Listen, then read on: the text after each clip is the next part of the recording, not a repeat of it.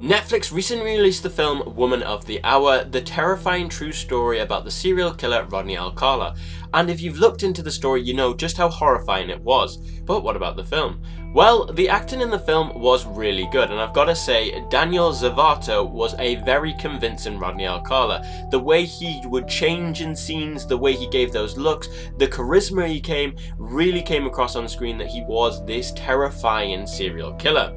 Anna Kendrick was also really good in the film, and the fact she directed it and acted in it was pretty impressive, and she definitely gave us that scare factor from the other side of how terrified she really was. The story of the film though felt half finished, because at the end obviously you find out what really happened, and where the film decides to end the movie kind of just feels like a halfway point in the actual story. So to me it felt like there was still half a film that we needed to see, and that they've just chosen the very start to show you. So I felt like either they're trying to do a second part to this, or they just decided that this bit wasn't needed. But for me, I felt like the film needed more closure, so I would have rather it carried on and fulfilled this whole story.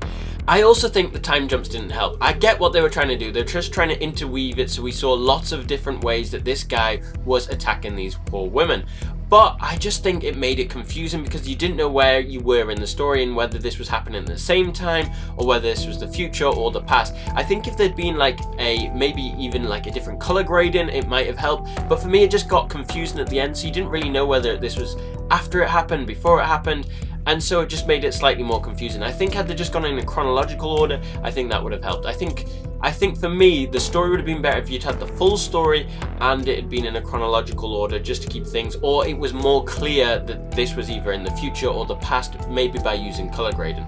Overall, I thought the film was alright. Obviously, I know it'll be probably a massive hit, because this true crime story stuff is a massive thing, so I think it'll probably do very well. But for me personally, I've never really been a fan of true crime stuff, and I thought the film itself was okay. I wouldn't say it was particularly good, but it wasn't too bad. So if you wanted to watch something about a true story that is actually quite horrifying this October, then this film's probably worth a watch, especially as it's on Netflix.